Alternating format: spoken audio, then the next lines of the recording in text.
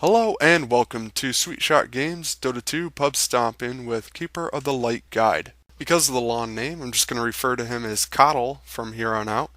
That's Kotl, just in case you're wondering. Kotl is one of the best supports in the game right now, and that's because of his two abilities that you can pretty much spam, one being his Illuminate, which deals massive AoE damage, and then his Chakra, which restores massive amounts of mana to any allied heroes. So one of the most important things on Kotl will be positioning. Since his Illuminate is on a long channel, you're going to have to make sure that your opponents can't see you while you're channeling it so that you are able to hit them. So as a support, you're going to have to pick up all the general support items such as the courier, the wards, and if you have any leftover gold, then it's good to get some regeneration. I like to get some clarity pots on Kotl so I can spam the Illuminate early on without my chakra, and then also some iron branches you can pick up if you have some extra gold. Also, don't forget to stack and pull as a support, of course. I forgot to do that here, or I just missed the timing a little bit, but that would have helped us. But eventually they ended up warding it anyways, so I wasn't really able to do that much in this game. But it ended up working out okay just because I was able to hit a couple of really good illuminates to pick up some kills. Now your ability progression will differ from game to game depending on your lane. Most of the time I max out chakra magic first because having extra mana for you and your team is a very powerful thing. Then I decide whether or not to put a point into my mana leak, and then I usually max out Illuminate second. And then at level 6 I try to decide whether or not I need my ultimate right away. And so sometimes I'll put extra points into Illuminate, Chakra Magic, and just use your best judgment from game to game. So I really thought hard about getting my mana leak this game because it would have screwed up the Brewmaster quite a bit. However, he was pretty low level and we were dominating him pretty hard. Oh yeah, and remember what I said about positioning?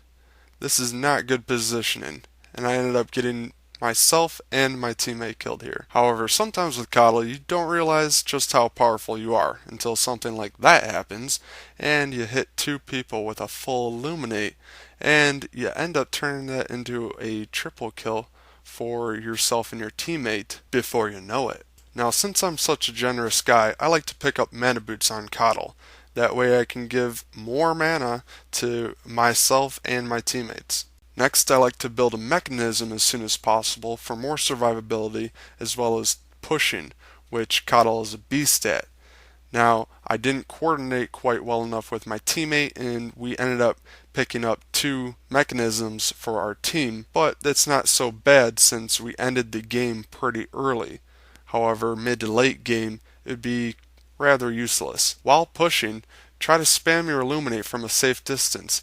However, try to time it just right so that as the creep wave approaches, you destroy it immediately. It's a little bit easier to time it if you look at your own creep wave and see where they are on your map, since the creeps on both sides spawn at the same time. For some other items, just try to make sure you have most of the support items taken care of on your team.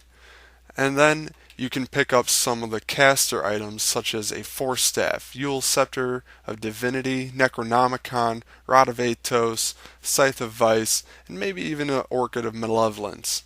So in a team fight you're going to want to activate your ultimate, of course, and this will let you move up a little bit to activate and illuminate, and then you can run back to a safe distance again. And then don't forget to activate your other two abilities which come along with that. Your Blinding Light is great for knocking back your opponents and debuffing them with an 80% miss chance on their auto attacks.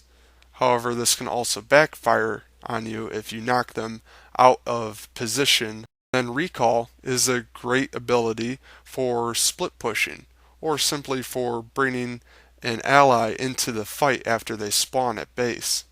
Well, thanks for watching. Check out the links in the description below for more good stuff. And now, go stomp some pubs with Keeper of the Light and let them know how you got so pro.